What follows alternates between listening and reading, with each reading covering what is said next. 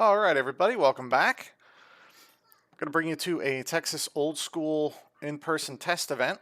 We ran a small one at White Dragon Comics in Tannersville, but first, I want to talk about Texas old school and give you a screenshot here. This is the current banned and restricted list. Yes, all non-dual land basics are restricted to one.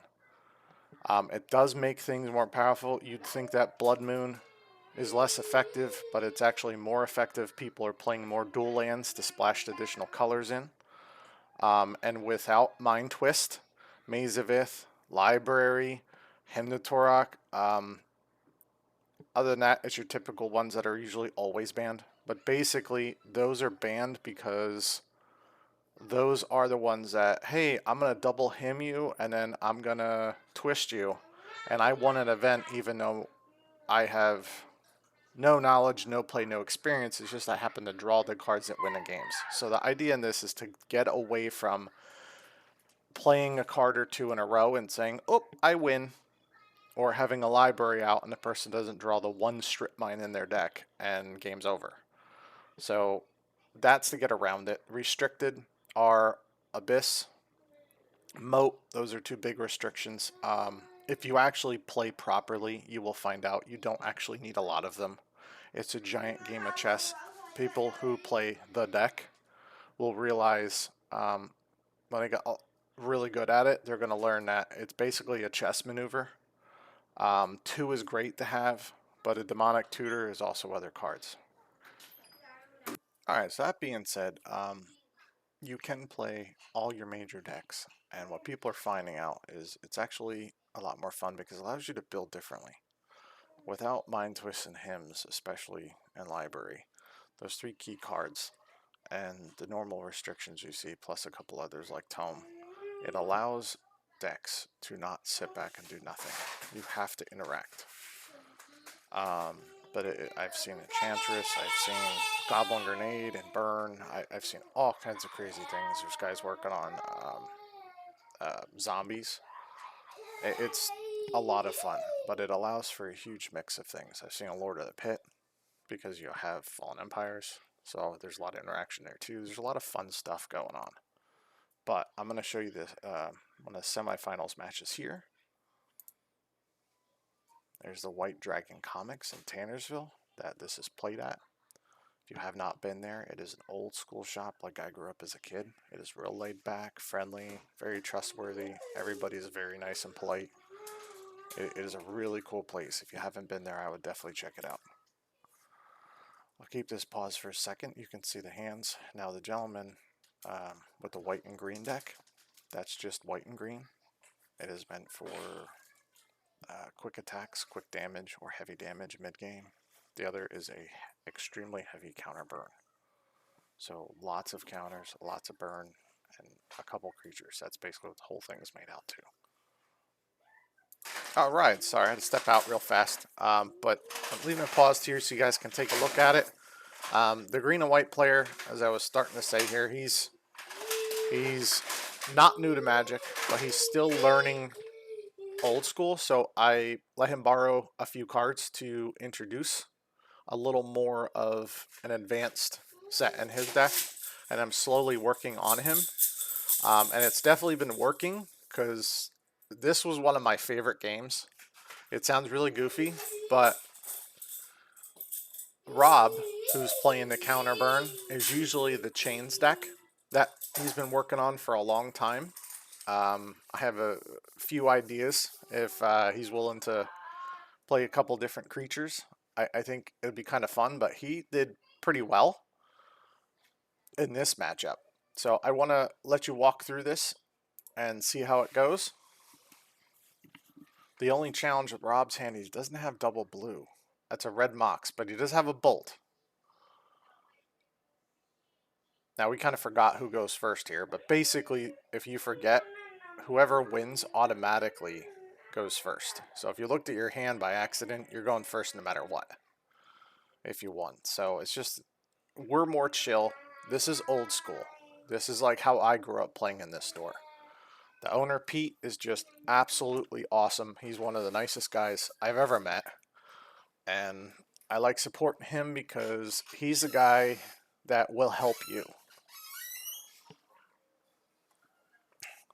All right, so what I did in the white deck, I don't have the pictures of them because I epically failed, so that's my bad, guys.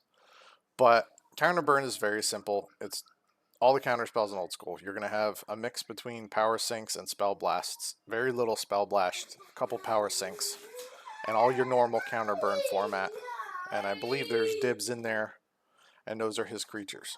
So he doesn't have a lot, but it's more or less complete control.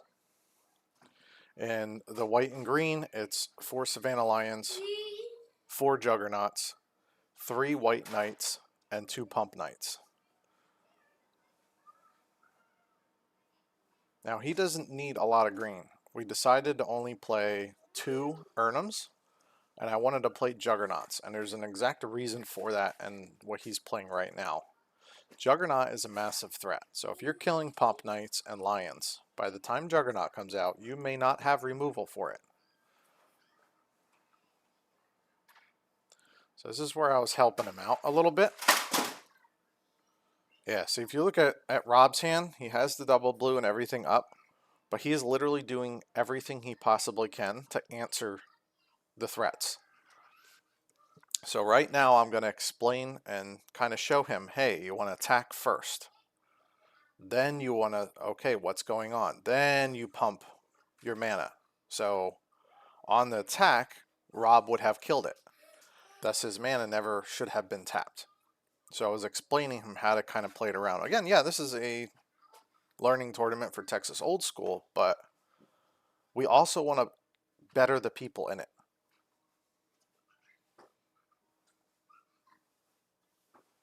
And Rob is already pretty much out of steam. So that was the best play I think he had. Especially since he might be able to get more power cards. Maybe have some draw, maybe have... I mean, he has a wheel in there, I believe, also. I don't remember if he has a wheel, but he does have all the blue power basically in there, so he can get a Lotus, a Mox. He can really find something to answer that. Now, if I remember right, I don't believe he played land either. So if he draws a Volcanic and a Bolt, the Juggernaut's dead. And this is where the draw 7s are very scary for the player playing them. Because this white and green deck is 4 Giant Growths, 2 Berserks. And that's why Juggernaut's there. Even if you have no Giant Growth, a Berserk on a Juggernaut, if you can't answer, is 10 damage. That's going to be death most likely. And I see 1 Berserk, and it looks like a Giant Growth maybe. I'm kind of helping him out to see what he's got. Oh, he's got 2 Berserks. He drew them both. Okay. Alright, I remember this play. This is really cool.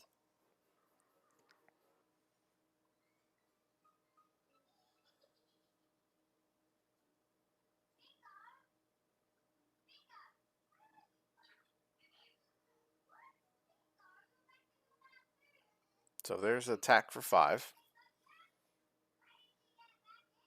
And this is where he jumped the gun a little bit. But he's super excited.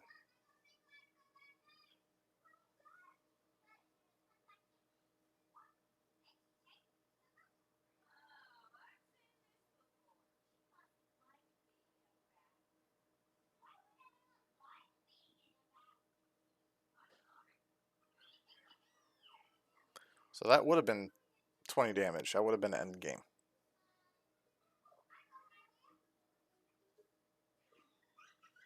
Yeah, he does play a wheel. I just saw it there. Alright, there's a chain on the lion. Now, if you look, Rob has gone through so much already, even though he time twisted. If you look at his hand real quick, he's pretty much out of juice already.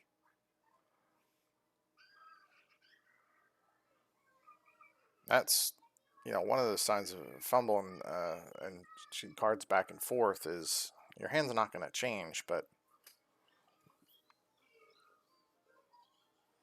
that's where he was like, oh, power sink. And we were like, oh, wait a minute. That's not a power sink. So it went there. We realized, wait a minute, wrong card. That's the one problem with Spell Blast. Yep, that's where Rob was like, oh crap, I played the wrong card. I don't really have that card. I'm out of luck. So the Angel sticks.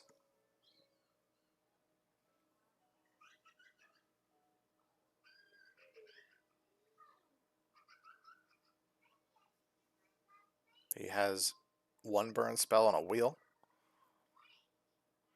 Now see, this is where I was wondering, looking at his hand, because I didn't see his hand at the time. I almost would have chained the Angel and then wheeled. But if he played a land, he couldn't do that. So...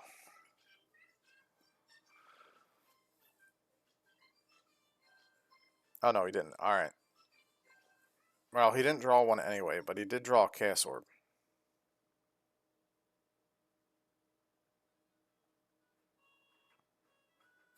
There's the activation. Alright, does have an Ancestral Recall too.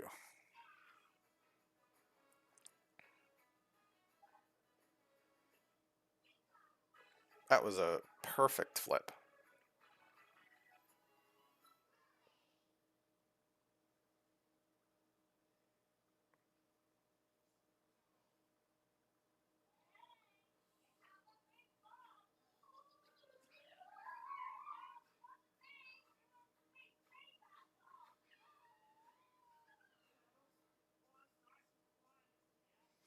Alright, let's see what we got. We accidentally picked our lands up there, but we're good to go. Let's see what we got.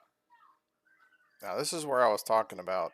I know Juggernauts are not a 5 toughness, but typical decks are going to have even burn spells.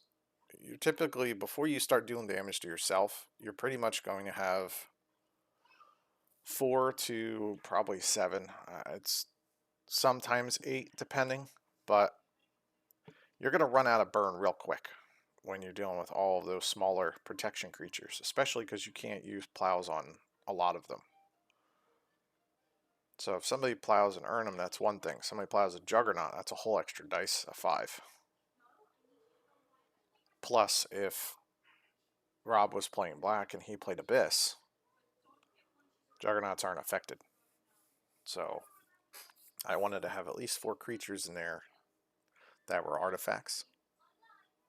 I know he has protection from black already, but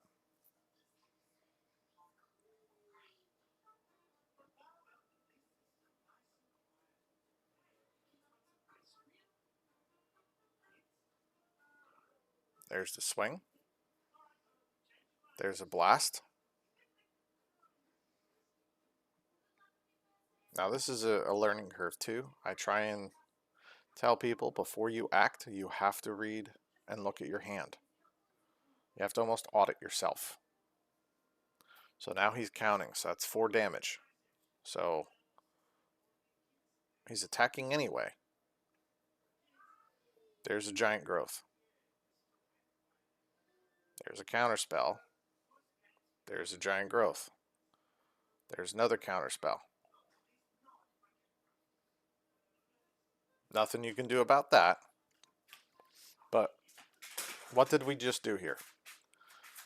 One Juggernaut soaked up a whole lot of counter magic and burn.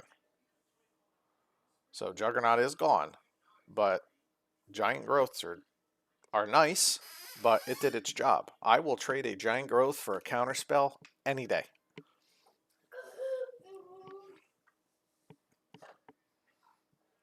Giant growths are more defensive than they are offensive. Now, again, this is Texas old school, so there's only one of each non-basic. So one desert, one factory. Desert restricted because basically I can hit something with a desert and then lightning bolt it. Blood Moon's really not going to help Rob in this format, but if, say, he top decks his factory, it would definitely help him. Yeah, that's a good top deck right there, Pump Knight, especially with all that white mana going on.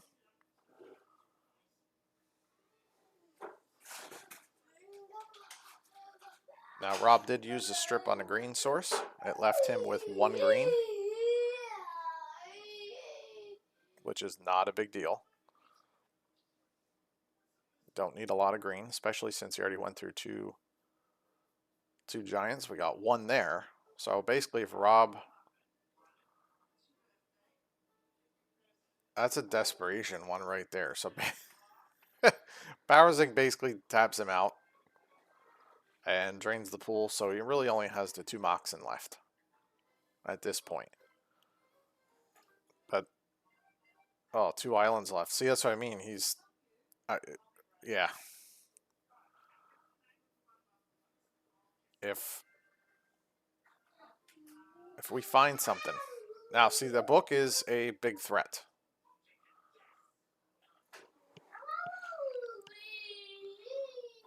That was a great play there. Especially since you only have 2 cards in hand and they're lands. Alright, well, there's protection against anything in his hand, so Rob's not going to kill him.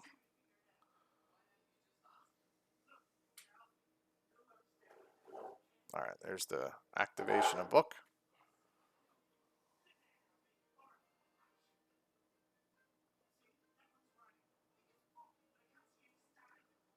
Now, when I see people go to do that, that's a sign that they don't have anything in hand.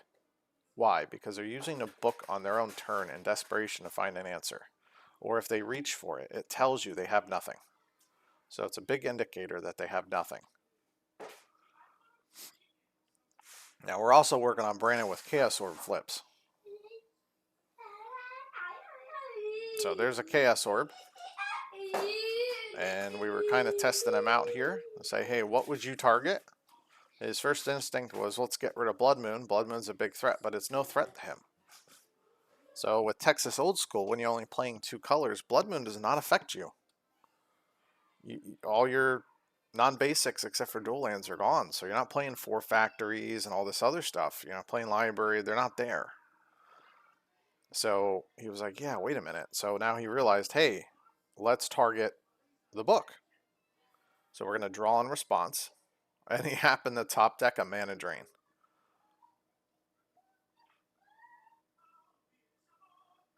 So Chaos Orb goes in. Rob has mana for a book. Now, Texas Old School is mana burn format. So Rob has to use the mana. So technically he has 2 floating at the moment.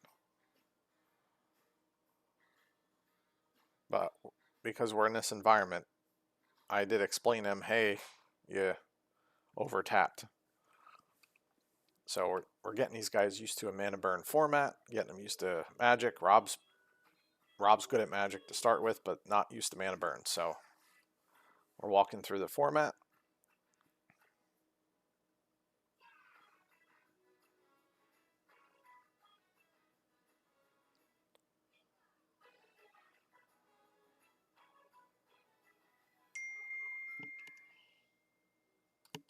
And this is a huge...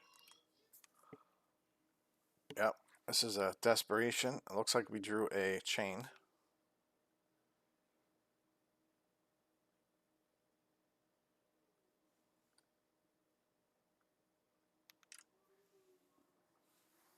Oh, there's a dib, but we all know that's not going to survive.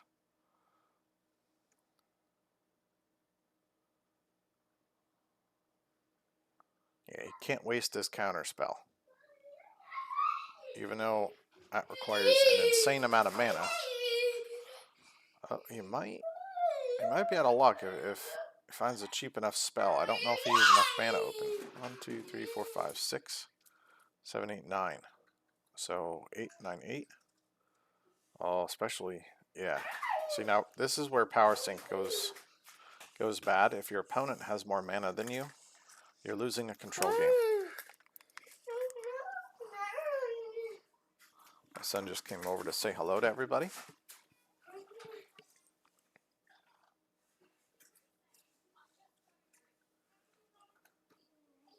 Now, Brandon's not finding his disenchants, but he just top deck one that I said it. He does play a play set of disenchants. He just did not find it.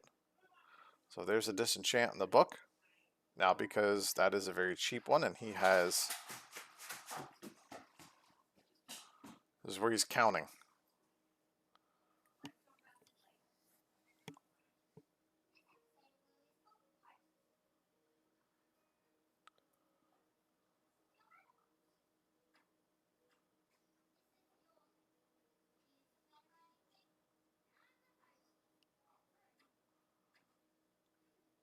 I didn't count all Rob's lands there, but I think Brandon was one short.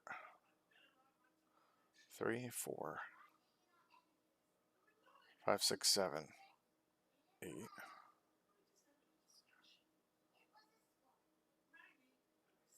Yeah, so this is where Brandon's like, hey, what's your counter magic? What's in your graveyard? So basically, this is what we're counting up at the moment. This is how much was used in his current graveyard. Remember, we did Mind Twister, or Time Twister. So everything got recycled. So you're seeing a pattern here. And the pattern is the white and green now has a lot of super threats you have to answer. Urnum is more powerful in a sense. It has a 5 toughness, so it's harder to kill. But it also gives your opponent basically a please hit me. And when you're playing dibs, and I think he has 1 or 2 elementals in there, that is not a joke.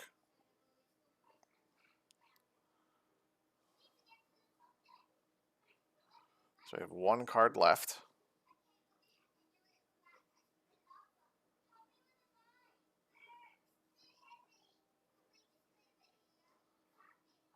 Play an angel. Draw in response. He's going to blast.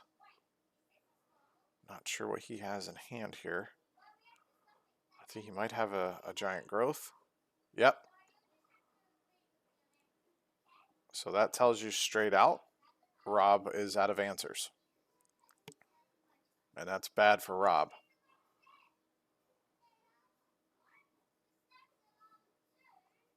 I think so far Rob's been playing it as well as he possibly can.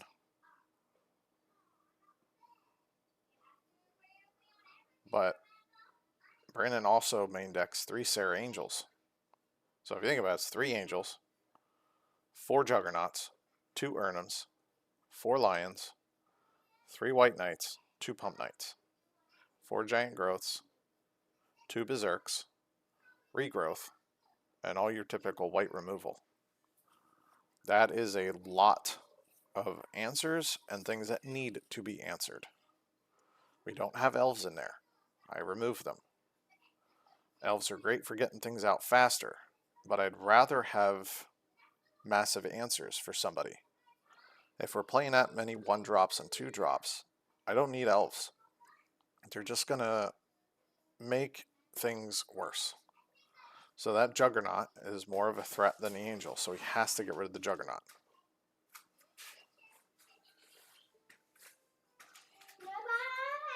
Now he has to find an answer for the Angel.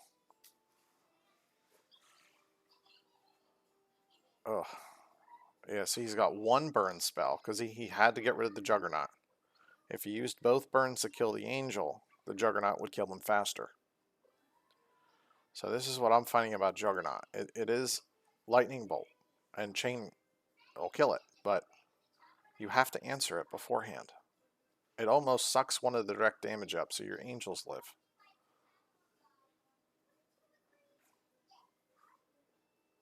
So let's see what we got going on here.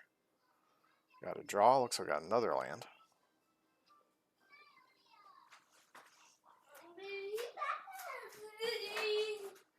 There's another swing for 4.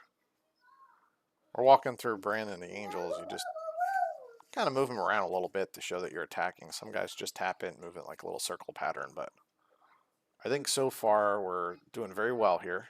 Now see, there's 2 counter spells off the draw, but it's a little late. They're not going to help you with something that's already out.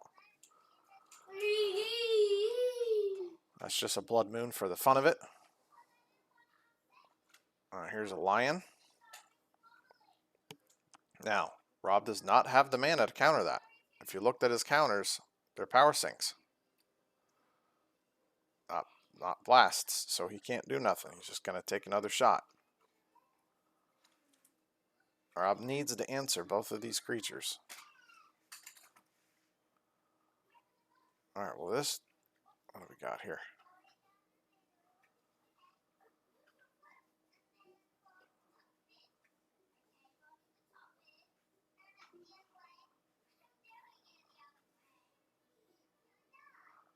I think he just tapped a city, but I think that's irrelevant. I doubt that's a city. I think I looked at that wrong. Either way, he does gain a little bit of life. Chains there, but again, now he doesn't have an answer for the angel. And we just got a pump knight out. That is guaranteed death. Have to answer that.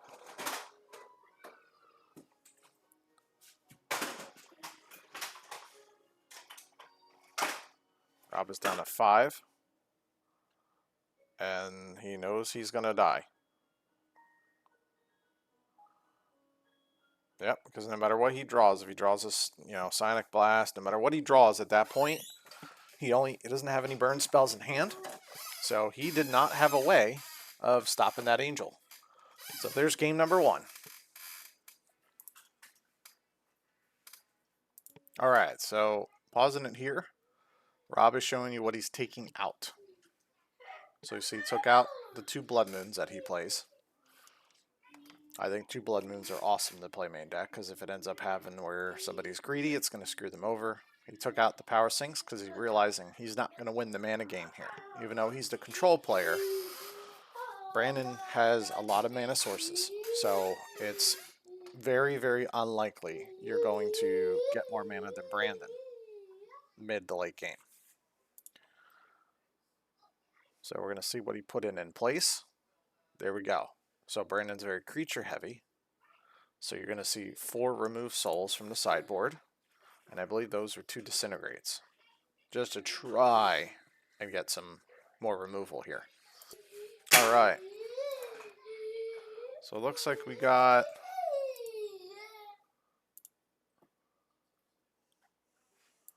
Looks like we got a little bit of burn, some counter magic. Oh, no, maybe not. Nope, doesn't look like counter magic that much, but we definitely have... Do we have any threats in? We have a Juggernaut. We do have a COP there, I believe that is. Yeah, so Brandon's deck is interesting. So we're having a little fun testing with it. So we put 1 of every COP in his sideboard. Obviously Karma too, but we put a few basic cards in there. And we put 1 of every circle of protection. So there is a blue, there is a red. So basically that's all he put in were those 2.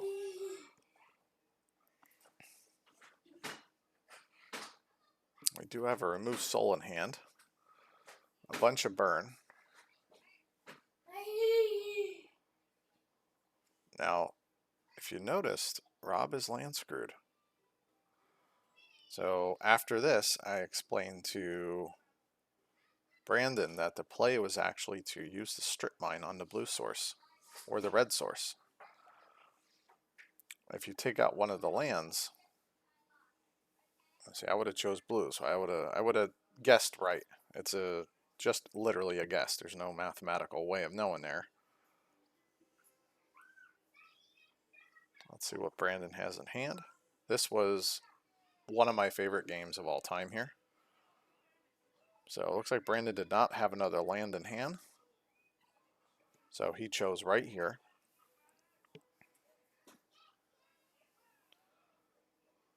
Now Rob has a dib out. He has plenty of burn and stuff here. So there goes the Juggernaut. There's an attack for 3.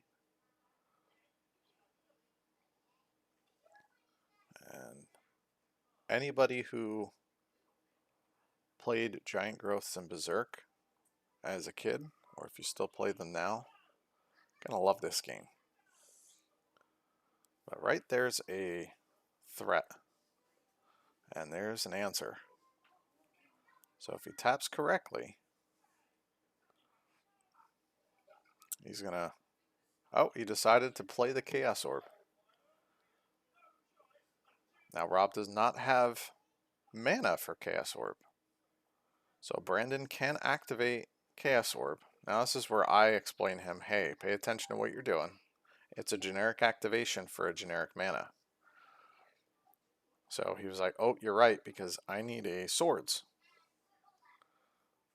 So Brandon is learning, and we have a... Brandon is definitely learning flips on Chaos Orbs, but we're working on them, and that was a good... That did make a successful turn. He's getting awful excited there. Give him a little high five on the back end. I was proud of him for that one. That was an awesome one. Now he has an answer for that dib. So Rob has to take the damage from the dib. This is where I was seeing it. I don't remember if I could... Yeah. He's looking at the card in his hand going, oh crap, wait a minute. Yep. So now we're going to put the life back. He's got to tap his land there, but like I said, these guys are learning here. Rob is not, but Brandon is.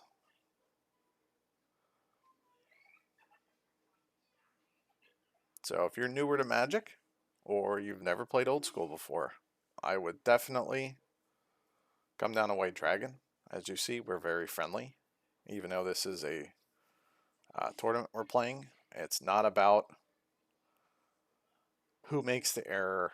It's about playing, having fun, and seeing who has the better deck and the better luck on draw, and who's better at chess, because that's basically what we're looking at here. Alright, so there's a counter spell on the COP, which he had to absolutely use. There's a disintegrate to the face. Rob's trying to burn him down. He sees a little bit of blood there. So he's on 11. As you saw, he has a bunch of Sonic Blasts. So Rob is in a pretty good position at the moment. I think he's in a great position, truthfully. Rob has more than enough life.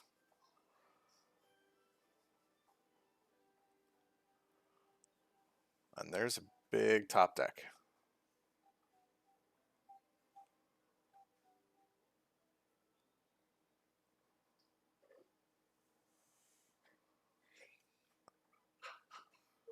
Yep.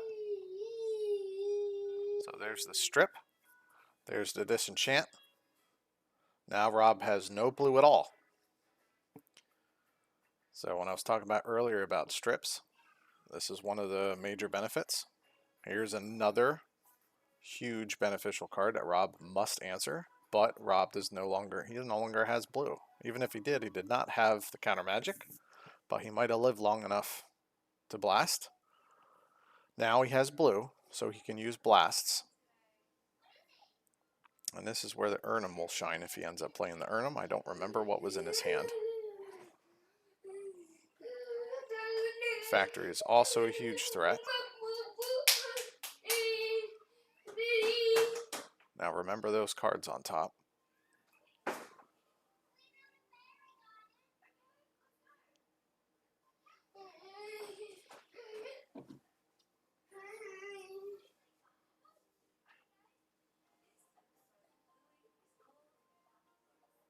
Yep, Rob sees the timing going off, so he's going to try and outrace him at the moment.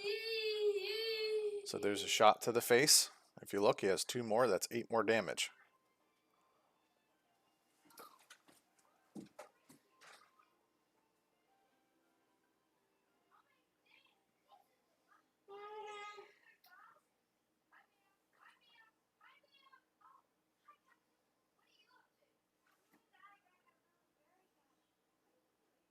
Alright, Rob's trying to find an answer. So he's going to play a book out. But if you paid attention, look what's there.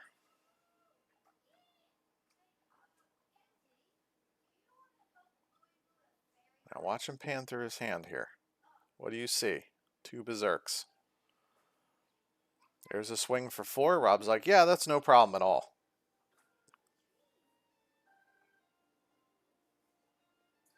Giant Growth. You didn't catch that one, did you? Berserk. Berserk. There's a game right there. Let's tally that up, okay? So he played it in the correct order. I didn't tell him how to do it. He's learning himself. He's getting pretty good at it. So 4 is 7. Okay? So that's a natural 7 right there. But then we have Berserk, which is 14. 14 is 28. When's the last time you guys had that fun with hitting somebody for 28 in a tournament? So that was it. Rob didn't have that much life. There's game number 3. You saw the handshake. We were all kind of cheering on, having a blast, but that's what I mean. If that was Juggernaut, it wouldn't have worked. But that's why we still play a couple Earnums. But I also don't need a lot of Earnums because I don't want to give multiple Farce Walks out. So that was the semifinals match there. That was awesome. You guys did great. Brandon's getting a lot better at it. And Rob, you had all the answers, but it was just too much. So good luck, buddy. I do love that kind of burn deck. I'm hoping to see chains next time. That's so much fun. I hope you guys have a wonderful night.